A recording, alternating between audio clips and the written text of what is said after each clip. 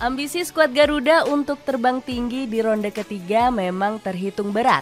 Timnas Indonesia harus menghadapi langganan Piala Dunia seperti Jepang, Australia, hingga Arab Saudi. Namun, pasukan Merah Putih masih bisa bersaing ketat jika sanggup menambah darah keturunan. Skuad Garuda butuh amunisi baru dari lini pertahanan hingga lini penyerangan. PSSI dikabarkan sudah membidik sejumlah nama keturunan untuk dibawa pulang ke tanah air. Siapa sajakah pemain keturunan yang bisa menambah kekuatan skuad Garuda di ronde ketiga? Mencari amunisi kuat demi bersaing ketat. Timnas Indonesia diprediksi akan terus menambah kekuatan jelang bertarung di ronde ketiga. Pasukan Shin Tae-yong harus membawa komposisi terbaik untuk melawan para raksasa Asia. Jepang, Australia, hingga Arab Saudi sudah menunggu timnas Indonesia di grup C. Demi melawan para raksasa Asia, skuad Garuda harus segera menambah kekuatan lini serang. Pasalnya, Coach Shin mengeluhkan ketajaman para penyerang timnas Indonesia saat melawan Filipina. Jujur, saya nggak bisa memberikan nilai baik kepada lini depan. Memang mereka harus evaluasi diri dengan baik. Saya akan terus mencari pemain-pemain depan yang lain, ungkap Coach Shin. Demi mendukung penuh Shin Tae-yong, PSSI kabarnya sudah siap mencari pemain keturunan baru. Pihak federasi memang sering melempar kode untuk menambah daftar naturalisasi. Arya Sinulinga sudah menyebut jika PSSI akan segera mencari pemain keturunan baru.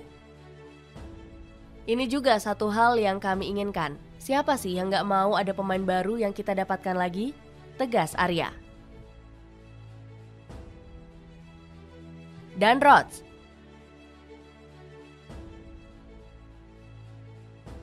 Demi menambah opsi di lini depan, Dan Rhodes bisa menjadi opsi menarik untuk skuad Garuda. Sang pemain layak dicoba untuk mempertajam kualitas serangan pasukan Merah Putih. Winger 22 tahun ini sukses tampil reguler bersama FC Twente di Eredivisie. Rhodes berhasil mengoleksi 9 gol dan 10 assist di seluruh kompetisi. Pemain berdarah Palembang ini bisa diandalkan untuk menambah variasi serangan. Kelincahan Rhodes di sayap kanan akan sangat dibutuhkan oleh Shin Tae-yong. Kualitas sang pemain sudah terbukti dengan nilai transfer yang terus melonjak naik sejak 2021. Bandrol Rhodes melesat drastis dari 1,30 miliar rupiah menjadi 121,67 miliar rupiah. Selain itu, produk Akademi FC Twente ini juga bisa menjadi opsi terbaru jika Ole Romeni batal bergabung. Pasalnya, penyerang FC Utrecht ini masih belum memberikan keputusan yang jelas. Dirinya hanya menyebut belum siap untuk membela timnas Indonesia. Itu sangat cepat bagi saya menjadi pemain timnas Indonesia, kata Ole Romeni. Sementara peluang Rhodes untuk berseragam timnas Indonesia sudah disorot media Korea Selatan. Export News menyebut sang pemain layak menjadi punggawa baru skuad Garuda. Dan Rhodes pernah unjuk bakat di Eredivisie Belanda, dikabarkan sangat ingin bergabung dengan timnas Indonesia, tulis Export News. Jairo Riedewald.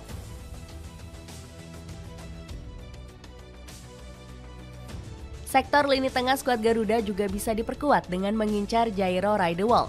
Peluang PSSI cukup besar karena pemain berdarah Manado ini terbuka membela timnas Indonesia. Bahkan Riedewald sampai menolak tawaran naturalisasi dari Suriname. Kepastian ini sempat disampaikan langsung oleh Hassani Abdul Ghani selaku mantan exco PSSI. Sang pemain sempat dirumorkan akan mengurus proses naturalisasi pada Mei lalu. Sudah lama Riedewald masuk dalam incaran PSSI. Kami sempat ragu dia ada keturunan Manado. Kami mengira dia dari Suriname, ujar Hassani. Seandainya terwujud, Riedewald bakal menjadi amunisi penting untuk lini tengah. Sebab skuad Garuda masih belum memiliki gelandang bertahan murni yang berkualitas. Alhasil Tom Haya dan Ivar Jenner dipaksa untuk melaksanakan peran ganda di lini tengah.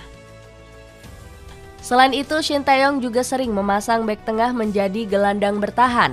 Dengan kehadiran Riedewald, lini tengah skuad Garuda akan lebih aman dari serangan. Sang pemain juga bakal membuat Tom Hye bisa lebih fokus mengkreasikan peluang. Riedewald sendiri dikenal lihai berduel di lini tengah untuk memutus serangan lawan.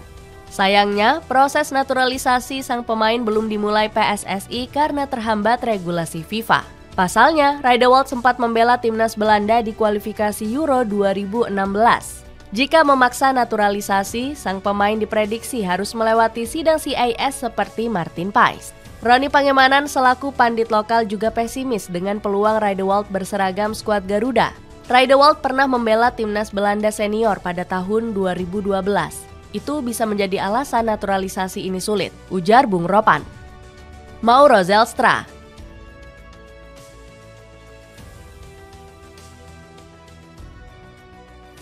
Kemudian ada nama Mauro Zelstra yang bisa dipertimbangkan PSSI untuk mengisi lini serang. Sang pemain semakin disorot usai mendapatkan kontrak profesional bersama FC Volendam. Dengan kontrak ini, Mauro akan bermain di divisi kedua Liga Belanda musim depan. FC Volendam diketahui terpukau dengan performa sang striker saat membela NEC Nijmegen U21. Mauro berhasil melesakkan 9 gol dari 19 pertandingan yang dilakoni. Dengan kemampuan ini, sang pemain bisa menjadi ujung tombak mematikan untuk pasukan merah putih. Pasalnya, skuad Garuda masih belum punya striker murni yang bisa diandalkan. Rafael Strijk dan Ragnar Oratmangun lebih cocok bermain sebagai penyerang sayap.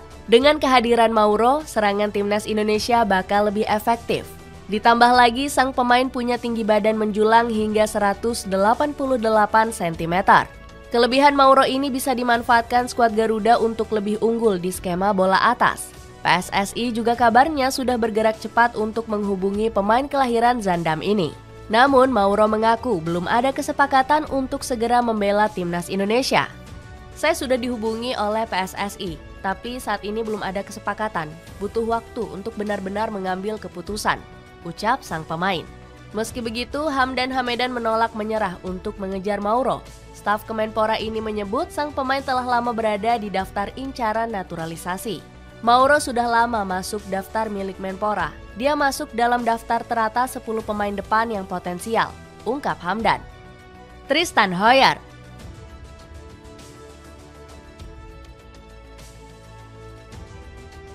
Barisan pertahanan juga bakal diperkuat timnas Indonesia demi bertarung di ronde ketiga. Skuad Garuda belum puas dengan kehadiran Jay Idzes dan juga Calvin Verdong. Shin Taeyong masih ingin mencari pemain bertahan demi meredam serangan agresif Jepang, Australia, dan Arab Saudi. Nama Tristan Hoyer kembali muncul untuk dipantau Cochin. Sang pemain bahkan sudah lama berkomunikasi dengan PSSI untuk dinaturalisasi. Sayangnya proses Hoyer membela skuad Garuda terhambat karena belum direstui keluarga. Pasalnya Hoyers menyebut dirinya khawatir nggak mendapat restu dari pihak keluarga. Saya pernah bicara sama mereka PSSI dan kami mengobrol dengan baik, tapi saya belum mendalami situasinya, ungkap Hoyer. Padahal kehadiran Hoyer bisa menambah kekuatan lini belakang pasukan merah putih. Pasalnya sang pemain semakin bersinar dengan membela tim utama Ajax Amsterdam. Hoyer bahkan sempat debut di ajang Europa League saat diturunkan melawan AEK Athens. Produk Akademi Ajax ini melakoni 34 pertandingan di seluruh kompetisi musim lalu. Bukan hanya tampil reguler, Hoyer bahkan mencetak 3 gol dan 3 assist untuk Ajax. Selain pengalaman mumpuni, sang pemain juga punya pengalaman bermain di banyak posisi. Hoyer bisa menjalankan peran sebagai bek tengah, bek sayap, hingga winger kanan. Dengan kelebihan ini, sang pemain dipastikan bakal semakin memukau hati Shin Taeyong. Dengan rencana menambah darah keturunan, akankah skuad Garuda mampu bersaing ketat demi hasil maksimal di ronde ketiga?